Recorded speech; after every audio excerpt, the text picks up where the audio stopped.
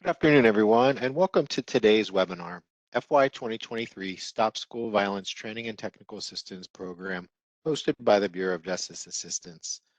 At this time, it's my pleasure to introduce David Adams, Senior Policy Advisor with the Bureau of Justice Assistance, for welcoming remarks and to begin the presentation. David? Thanks, Daryl. Good afternoon, and thank you for joining today's funding webinar for the Stop School Violence Training and Technical Assistance Program. We'll go over an overview of OJP and BJA so that you become familiar with us. An overview of the program. We'll talk about eligibility, some things to keep in mind as you prepare your application, some FAQs, and then we'll have some resources that will assist you in your application process, and then we'll take questions. Before I begin, I want to remind you that this is for the Training and Technical Assistance Program. It was originally funded in 2019. OJP and BJA are required to recompete these awards periodically, and this is the required recompetition of the Training and Technical Assistance for the STOP program. If you are looking to apply for a local STOP grant, that webinar will be held next week, and you will find a link to that in the chat. This is only for the Training and Technical Assistance Contract Cooperative Agreement and is not for local awards. So I just wanted to clear that up at the beginning before we get going. Daryl, you can hit the next slide. So a little bit about OJP. The Office of Justice Programs provides grant funding, training, research, and statistics to the criminal justice community. It's one of 3 grant-making components at the Department of Justice, which is also the home of the Office on Violence Against Women and the Office of Community-Oriented Policing Services, or COPS office. OJP is made up of several bureaus, beginning with BJA, the Bureau of Justice Statistics, the National Institute of Justice, OVC, or the Office for Victims of Crime, the Office of Juvenile Justice and Delinquency Prevention, or OJJDP, and the SMART Office, which is the Office for Sex Offender Sentencing, Monitoring, Apprehending, Registering, and Tracking. Next slide. BJA's mission is to provide leadership and services in grant administration and criminal justice policy development to support state, local, and tribal justice strategies to achieve safer communities. BJA works with communities, governments, and nonprofit organizations to reduce crime, recidivism, and unnecessary confinement, and promote a safe and fair criminal justice system. Next. BJA's director is Carlton F. Moore. He was appointed in February of 2022 and leads our programmatic and policy efforts on providing a wide range of resources, including training and technical assistance to law enforcement, courts, corrections, treatment, reentry, justice information sharing, and community-based partners to address chronic and emerging criminal justice challenges nationwide. The BJA office is made up of several sections: the policy office, of which I am a member, the programs office, which is our grant management section, our operations office, which coordinates our communications and budgets and performance measures, and finally, the Public Safety Officer Benefits Office, which support families of public safety personnel killed in the line of duty. Next. There are 5 major strategic focus areas at BJA.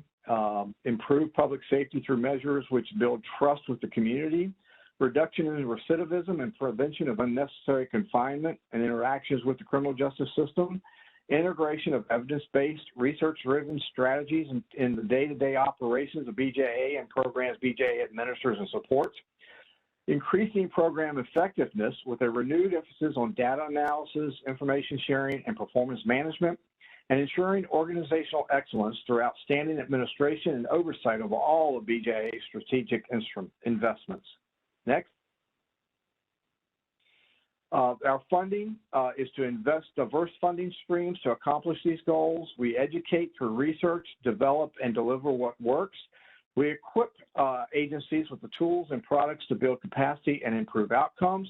And we partner with a number of organizations through consulting, connection, and convening national and regional conferences and meetings. Next.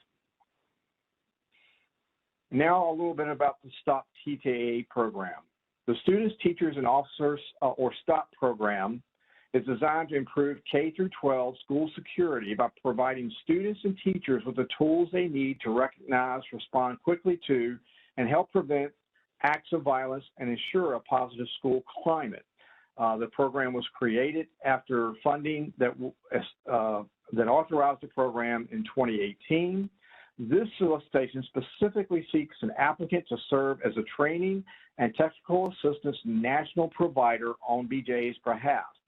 The TTA, to provide TTA and other support to BJA and COPS school violence prevention program grantees, with an estimated 200 grantees annually served for one-on-one technical assistance and 150 direct requests for assistance through the TTA help desk, and to provide tools, resources, information to the field generally, and also you should clearly articulate how you'll continue and expand the TTA efforts that are currently being completed based on the requirements set forth under the Stop School Violence Act and BJA and COPS office guidance. Next. The eligibility includes for-profit organizations other than small businesses, nonprofits that have a 501c3 status with the IRS, as well as nonprofits that do not have a 501c3 status with the IRS, private institutions of higher education, public and state-controlled institutions of higher education. Next. The objectives of this 36-month program period is to provide assistance to both BJA and COPS grantees, but mainly the focus is on BJA grantees. The recipients required to achieve the objectives and produce deliverables that include the list below, but are not limited to this list. And those things include increasing the knowledge and skills of STOP and SVPP grantees with cutting-edge, innovative resources, training, and technical assistance, both remote and on-site, to increase the guidance and resources available to schools, school safety practitioners, and the criminal justice community, identify and address current and emerging school safety threats and concerns to education professionals, students, parents, and law enforcement, to serve as a resource for information and research about national and statewide school safety initiatives, select and disseminate information on school safety initiatives and school safety data, to raise awareness of BJA's STOP program and trainings and resources, and to track and disseminate activities and successes of grantees. Next. Specific deliverables listed in the solicitation include identifying promising practices and projects, deliverables for all aspects of the STOP and SVPP programs, to develop toolkits when necessary, model policies, practices, templates, curriculum, and other grantee-related deliverables to ensure consistency across the STOP program, and to provide actionable resources for the field and maintain an online clearinghouse of these resources and coordinate with BJA as well as schoolsafety.gov in the dissemination of these products. You'll provide training and educational materials in all areas of the STOP and SVPP programs based on the types of violence programs they are addressing, including but not limited to the areas of behavioral threat assessment, development of crisis intervention teams, mental health educational resources, school climate improvement resources, violence prevention and violence reduction, law enforcement coordination and training, and implementation of deterrent measures and notification technology. And all products that are produced by the awardee must be 508 compliant. You'll assist grantees with site and risk assessment and determine the most effective and efficient uses of target hardening, deterrent measures, and technology, including those related to expedited law enforcement notification. Next. You'll assist grantees and develop project planning in their project planning periods to develop benchmarks such as logic models, partnership formation, evaluation plan, and sustainability plan to ensure successful implementation of their grants. In this year's STOP solicitation for local agencies, we did include a time period that they should include at the beginning of their project for project planning. You'll assist STOP and SVPP grantees in developing and implementing technological and school culture solutions, such as anonymous reporting systems, to include a plan for acquiring and implementing the technology based on best practices, monitoring the implementation and use to make sure there's no disproportionate impact on the privacy and information sharing that's involved with law enforcement, and developing marketing and educational programs for students to encourage its use. You'll assist the grantees in working with applicable project research partners to gather required data related to threat assessment and anonymous reporting systems, to track data pertaining to the use of the behavioral threat assessment, such as demographic characteristics of those who undergo assessments and the referral results of those assessments, to document services provided to each assessment, and review data evaluation to make sure there's no disparate impact based on race, ethnicity, or disability. And you'll generate an annual report for BJA based on this information. Again, last year, we required local STOP grantees that were implementing behavioral threat assessments or anonymous reporting systems to include a research partner to ensure that these tools are being used in a fair manner and are not disproportionately impacting students based on race or other demographics. You'll also make sure that STOP SVPP grantees are trained in the implementation of any toolkits or other resources developed by the provider and know how to carry out the activities with fidelity to that resource. Next.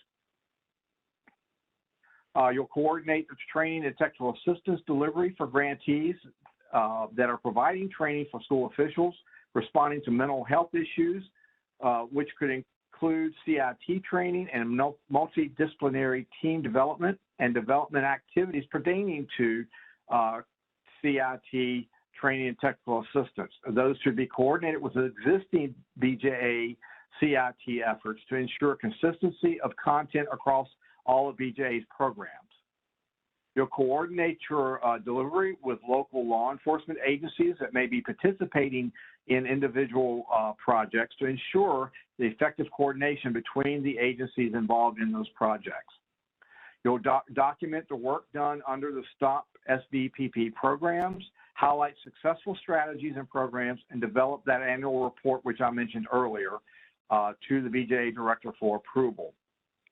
You'll also be asked to catalog evidence-based resources by topic based on experience levels, such as Behavioral Threat Assessment 101, which is the basics, or Behavioral Threat Assessment 102, which is a little bit more advanced. So let's say you'll have resources that are gathered for those who are just starting implementation of behavioral threat assessment, or those who are already implementing it and next steps they should be taking as examples of this. Develop and provide a progression of training materials based on the level of need. You'll plan, support, and manage national or regional meetings of awardees, numerous peer-to-peer site visits of up to 50 people per visit, focus groups, and site meetings as directed by BJA, including a biannual STOP grantee national conference, a national in-person meeting for state STOP grantees, and a bi-yearly meeting of STOP TTA providers. So let me just stop here. BJA has already received some questions related to a national conference for national awardees as well as the in-state, one being annual and the other being annual. And so our intent is not to make this too onerous on whoever the provider ends up to be selected. We have a very arduous conference reporting system at OJP. So you could, if you so choose to do it in this manner, you could have that annual conference when it coincides with the biannual national grantees. You could do a section that's for just the state STOP grantees at the same time, simultaneously with that national conference that is for, all other grantees, which are your local agencies. That way you're not having to do two separate conferences if you so choose, but you have a focus. Maybe you choose a half day, or maybe you choose a day of that overall conference where it's just for the state grantees, so that you're working with those folks that are doing something on a state scale versus grantees that are working at a local level or a school district level. Next slide.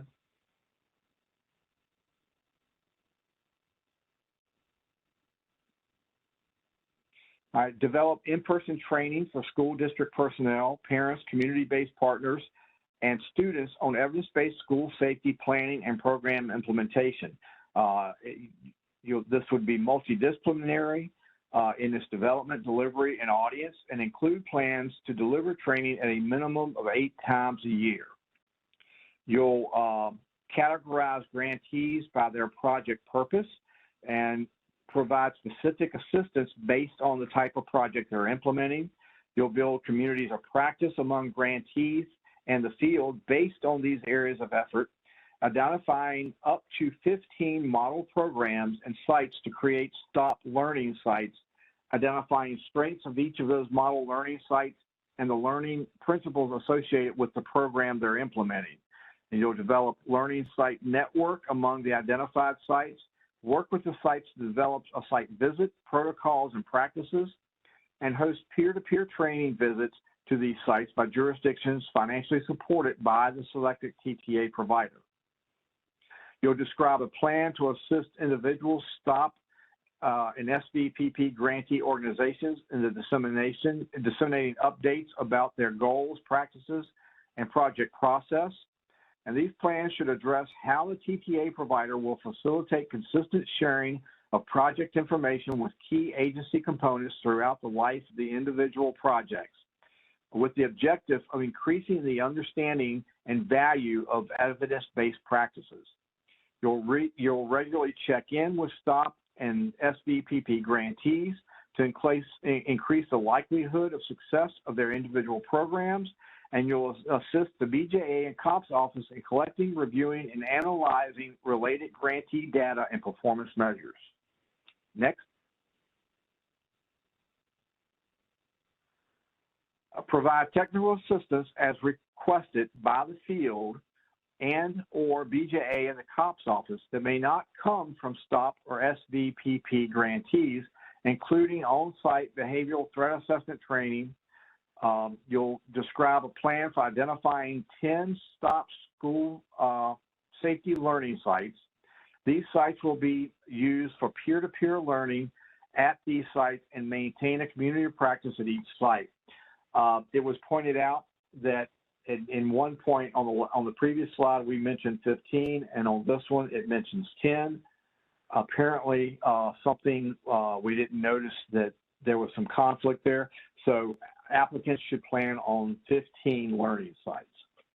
You'll serve as a thought leader and information clearinghouse for relevant research and best practices, maintain an online project management tool or dashboard that helps govern the management of the project, deliverables, and activities to which BJA will have access. You should outline in your proposal a strategic and comprehensive process to achieve the objectives and deliverables that we've described. Your proposal should also clearly state how the project will be sustained beyond the end of the funding period of any issue award. That's sustainability is standard across BJA. because we never know from one year to the next how funding will be made available. However, I can say that the Stop School Violence program has been authorized for up to 10 years, which would be 2028, and we have received funding appropriations in every year. And with the Bipartisan Safe Communities Act, we know that we will receive funding for another 6 years because it was included in that act. Next slide. Some things to keep in mind in your application. You'll want to include a training delivery chart with your application. You'll need to include a list of subject matter experts and key personnel resumes with the application. Include a program timeline for major milestones and deliverables with the application.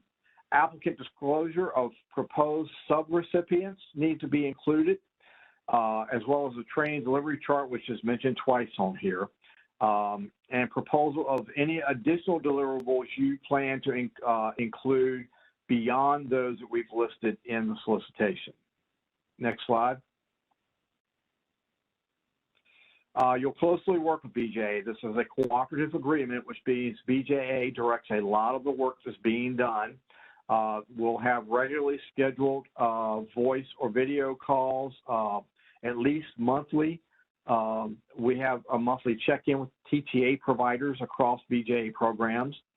All training provided with BJA funding must provide a mechanism for pre- and post-testing of the knowledge gained and other impact assessments. All TTA providers must coordinate with BJA's National Training and Technical Assistance Center, or NTAC, and all providers must develop an online project management tool, or dashboard as we refer to it at BJA, that helps govern the management of the project and to which BJA also has access. Next. You'll need to provide a clear and concise statement that provides a thorough understanding of why the development, enhancement, and implementation of the program, and describe the anticipated impact on the community, in this case, grantees, but also the field in general, because a lot of the resources that you'll be creating, such as toolkits or one-pagers or webinars that you may create and have available on demand, is also available to the field through the website. You'll describe successful methods of TTA delivery and the importance of expert strategies to engage the field more broadly. Your application should also discuss the impact of best practices approaches in planning and implementation on the program's outcomes and the role that the TTA will have to improve field-wide outcomes in the area of school safety. Next. So some frequently asked questions relate to, are competitive programs under the solicitation meant for entities to apply to receive training and or technical assistance? No, under this solicitation, you're proposing to develop and deliver training or technical assistance to the field. What things should be included in your application? You should review the application and submission information section in the solicitation that begins on, it says here page 12, I think that's correct, but under the heading of application and submission information. You'll need to include your abstract, your narrative, your budget worksheet, the budget narrative, training delivery chart, timeline, and resumes. Specific items that need to be included for your application to go to peer review are the abstract, the narrative, and the budget worksheet / budget narrative. I realize that we're referring to budget worksheet, budget narrative. That's actually a web-based form now in Just Grants, so you need to make sure that your budget is there, because the narrative is part of that online budget sheet in Just Grants. So that online submission includes your budget detail, and then there underneath that particular section that you're inputting your budget figures, there's a place to put the narrative for what those costs are. So make sure that all of that is included in the application as you're submitting it in Just Grants. Next. Can my organization propose to partner with other entities? Absolutely. We would expect that in the case of training and technical assistance. It's allowable, but only one entity may submit the application and assume fiscal and management responsibilities. And you need to identify those partner organizations in your application. Next slide. Some resources that are available for grants applicants.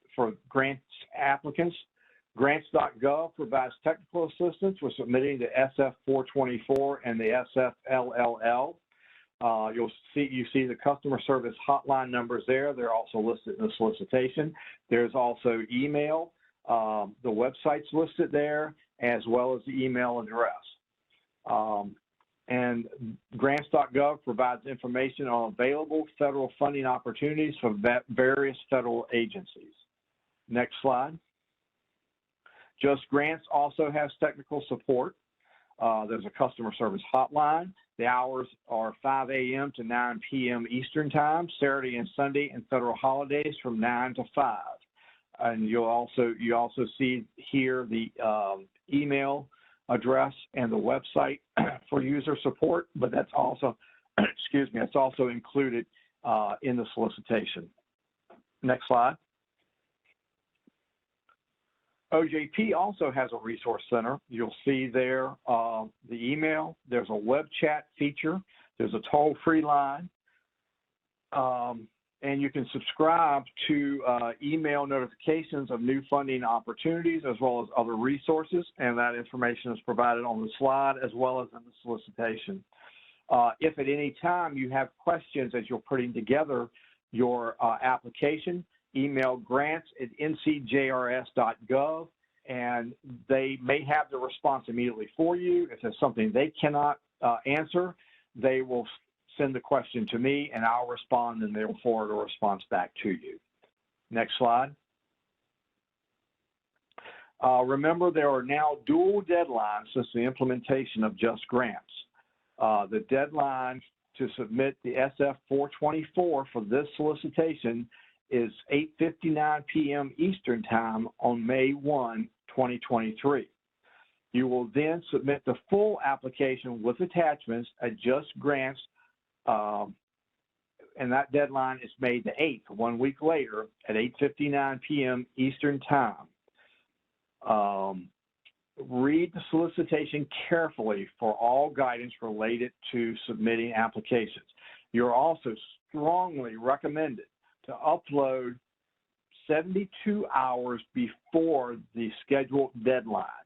That way you have plenty of time. If there's an error, if there's something that you're getting an error message back that you can't submit, that gives you the time to contact customer service. They can contact BJA, and we can get you a resolution to the problem so that you can submit on time. Next slide. There's our OJP Funding Resource Center, Grants Financial Guide, the Grants Management Online Training, and the Grants Application Resource Guide are all included. And all of these, again, are in the solicitation. So if you have any questions related to what is allowable expenditures and what's not allowable, you can find all that in the financial guide and the financial management online training. And then the grant application resource guide will be helpful to assist with any questions you have in submitting your application. Next slide. For email updates, you can text OJP with your email address to 468-311 to subscribe for email updates. We have our social media for BJA available that you can get updates on things that are going on at BJA, as well as our website. Next slide. These are some additional resources for applicants. Technical assistance with submitting the SF-424 and the SF-LLL, which is your first step in submitting your application.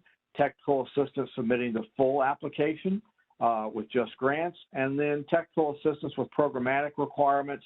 You can contact the OJP Resource Center. Next slide. And at this point, we'll take any questions that you may have in the Q&A box, and Daryl will let me know if you have any questions. Great, thanks so much, David. Just a reminder to everybody on today's webinar, the PowerPoint transcript and recording will be posted to the BJ website, and you'll get an email when those items are available and where to access those with the address you registered with today. If you do have a question, there's plenty of time left today. Enter it in the Q&A box, far bottom right of your screen, 3 dots, and send all panelists, and we'll better be able to organize those questions. David, there was an initial question about eligibility on profits. I can go back to that slide if you just want to rehash what was said there, actual eligibility. So for that person, here's the 5 distinct categories of eligible entities. So, yes, so for-profit organizations are eligible to apply as long as they do not make a profit from the project, and that's standard across OJP. That's mentioned in the financial guide as well. Basically, you're having to provide services at your cost. You cannot make a profit.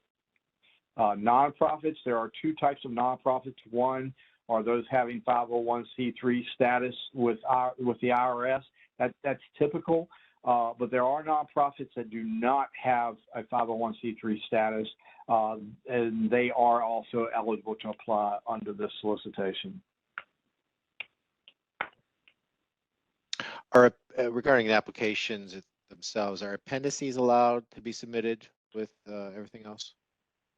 Yes, so typically you'll talk about for instance, and this is just one for instance, you'll talk about the timeline in your narrative, but typically applicants will submit a separate document that is like a visual chart for a timeline. That is considered an appendix, and that does not count against your 15-page limit. Resumes are considered appendices. That does not count against your 15-page limit. I'm trying to think of the document related to subawards or sub-grantee, sub-recipients. That's also separate and apart from your 15-page narrative. I don't believe there are any limits in just grants on the number of appendixes that you can include. I would say to please name your appendices by the type of document like it is. So let's say it's a timeline. I would say name that a timeline. And if it's a PDF, then it would automatically have the PDF extension on it. If it's a resume, I would say I would name it something like the individual's name, resume, and then whatever type of document it is, that type of thing. But yes, appendices are allowed and do not count against the 15-page narrative when it is things like your timeline, resumes, and so forth. Then regarding the conference for the grantees every 2 years, there's one for the grantees every 2 years and one for state level grantees each year. Is that correct? Yes, and so if you're familiar with the for these site-based solicitation, there's 2 categories. One for state applicants, and that includes state agencies like your departments of education, your state Homeland Security, state colleges and universities. And then there's category 2, which is everybody else, your nonprofits, your local school division, your law enforcement agencies, anything that's a local agency, that fits into category 2. So the national conference would be for all applicants or all types of grantees, state and local. We're also asking for a separate conference or a separate event that is just for your state applicants or your state awardees. And this can be done in one of two ways. It's totally up to the applicant. If they want to try to hold 2 conferences every other year, one for everybody and one for just states, they're more than welcome to include that. But if they think it makes more sense financially to, say, hold that one conference the year that the state coincides with the biannual conference, if they want to have a separate section for just state awards. So let's say, for instance, I know that the Virginia Center for School and Campus Safety hosts numerous conferences each year. One is a National Threat Assessment Conference. And at that conference, what they did, they had a half day at the beginning of the conference that was just for certain types of information. So if an applicant wanted to so choose, they could have a separate section of their big conference for just the state awardees, so you can just cover information with those types of grantees, if that's what you so choose. And so let's say you're planning to have a 3-day conference. Let's say you might do just 1 day just for the state grantees, and then the other 2 days is for everybody. So that's the way you could do that. If you think it makes more sense, if you think it is more cost effective, you're eligible. That would be in line with what we're asking for.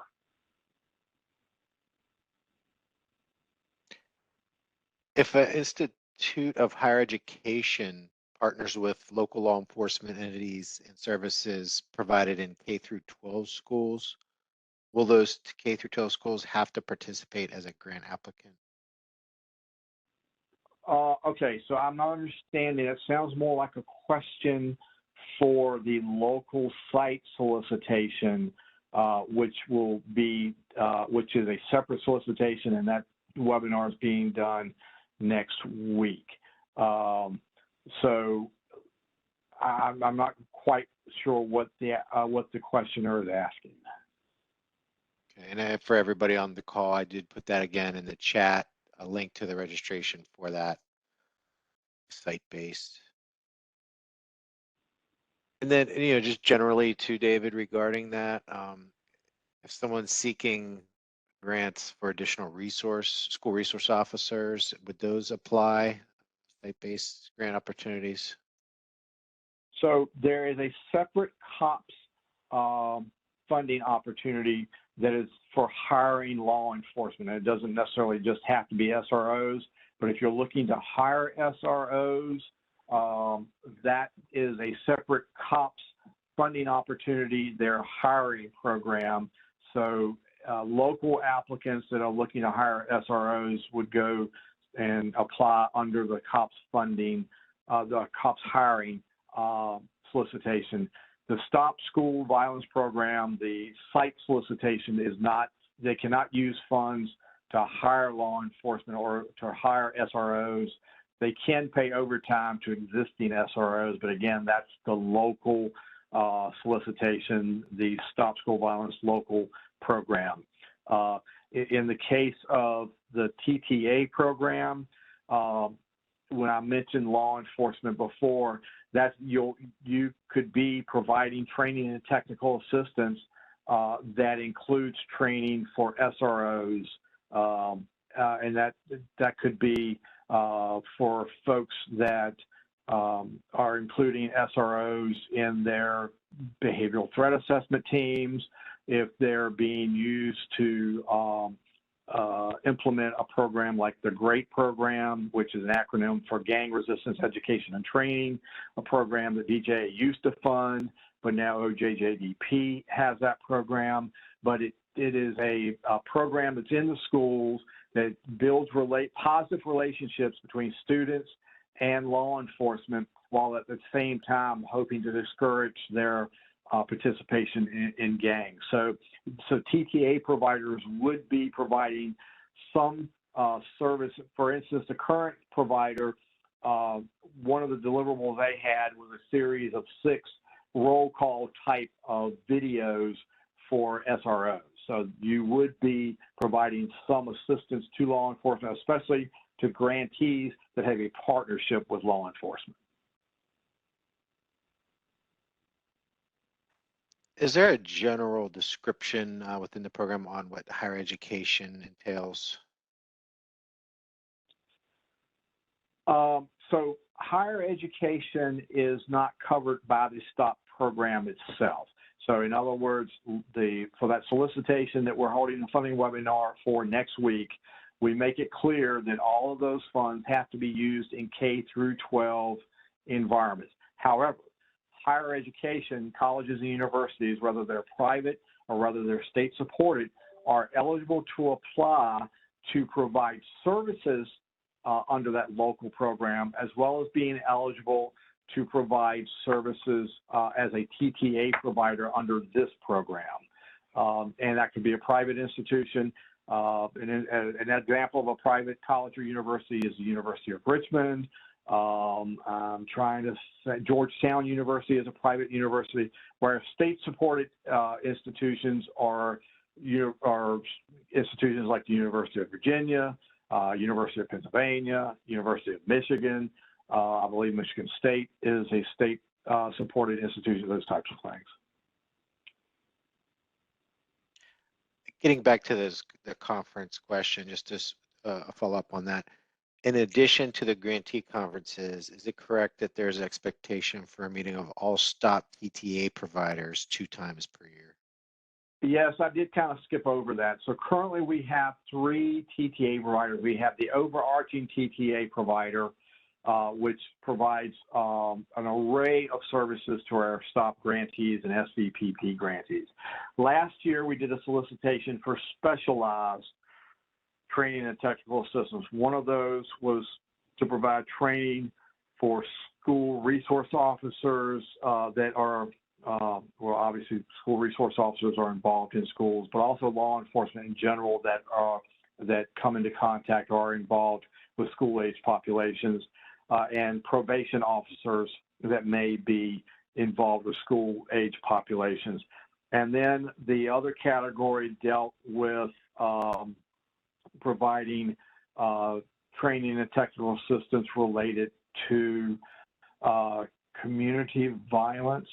There's another section, there's another program at BJA that is a community violence interrupter program, and the idea was to see how that could be taken into a school environment.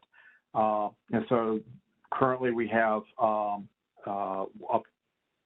training and technical assistance provider. In this case, it's the Institute for Intergovernmental Research that's doing the law enforcement. And then there is LISC, and I can't remember off the top of my head what the acronym stands for, but they have the community violence piece of that. So there's 3 providers, the main overarching provider, and this provider would be responsible for putting together, and it wouldn't be a large conference, obviously, because it's only 3 providers. So you could do that virtual, you could do that in person, and it could be like a 2-day work session, focus group type of thing. It's up to the provider how they think they can or the applicant, how they can best respond to that particular deliverable. And then the grant, is it the site-based for the K-12, specifically looking to implement additional safety features such as locks, lights, cameras, etc.? Yeah, so there's, and we'll get into that more next week, but COPS has a particular type of deliverable that their funding stream funds, which is more of the,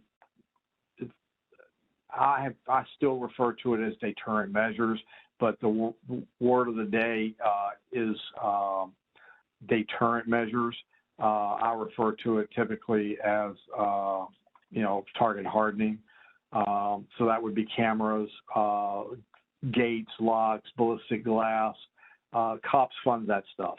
BJA funds training, which could improve school climate, and that's a number of different things from positive behavioral, PBIS is the acronym that's used for that, social emotional learning, or SEL, as well as we fund training and formation of school-based behavioral threat assessment teams, and other technology solutions such as, but not limited to, anonymous reporting systems. But the security cameras, that doesn't fall under the technology that BJA funds. That falls under the COPS funding. But you have digital threat assessment, which is a technology, and that would be funded through BJA's appropriation.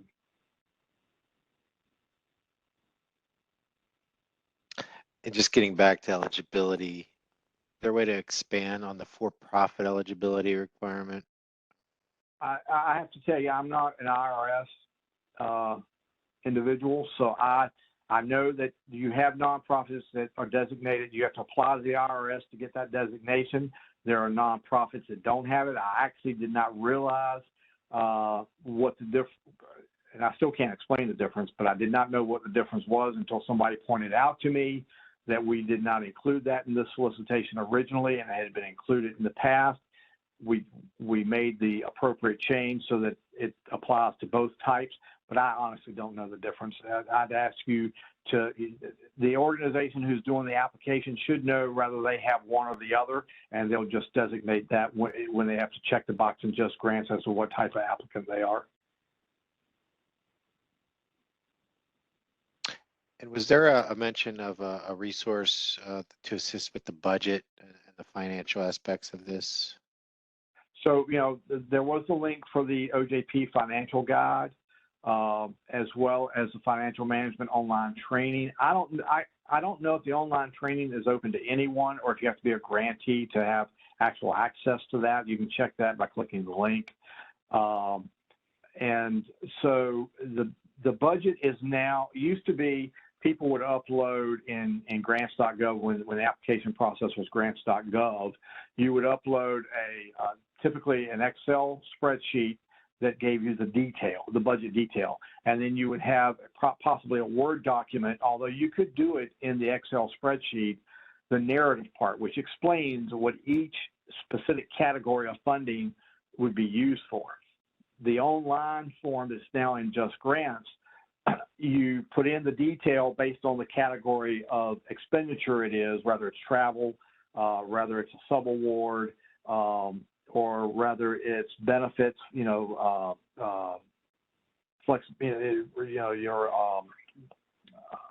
I can't remember the term, but whatever your benefits, your employee benefits, your employee salary.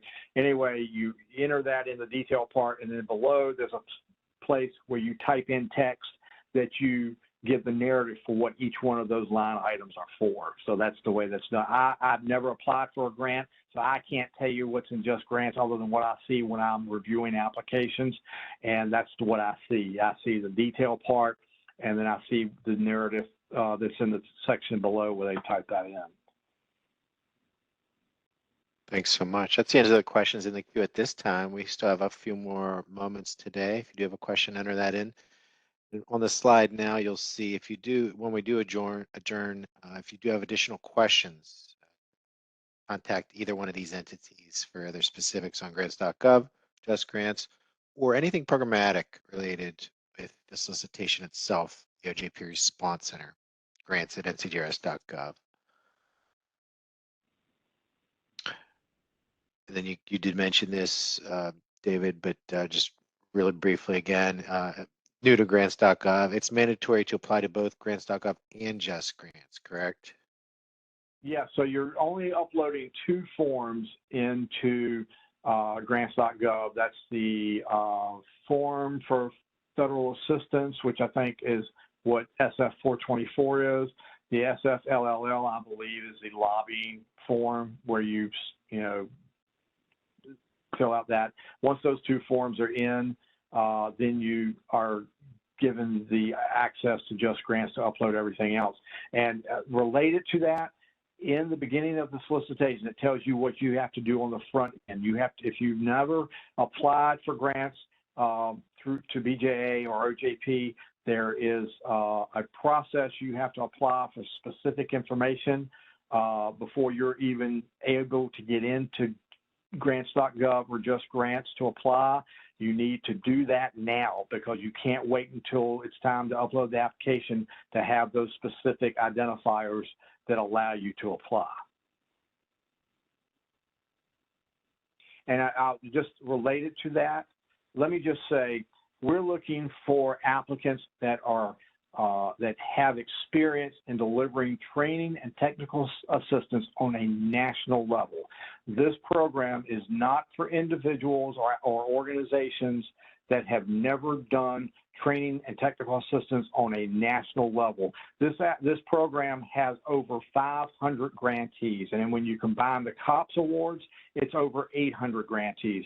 You need to be an organization that has the capability of delivering training and technical assistance on a national level. And to be quite honest, that's basically a small subset of organizations that have that ability. And I urge you not to spend a lot of time, because it takes a lot of time to pull together these applications. If you don't have the qualifications that allow you, or the capacity that allow you to apply to deliver training and technical assistance and produce all of the different deliverables and types of publications we're expecting on a national level, if you've never done that before, this solicitation is not for you. And with that, Daryl, I'll let you wrap things up. Okay, great. So like I said, if you have an additional question once we adjourn, here's the information, and this PowerPoint and recording and transcript will be posted to the BJA website. So look out for that within about 7 to 10 days. So on behalf of the Bureau of Justice Assistance and our panelists, we want to thank you for joining today's webinar. This will end today's presentation.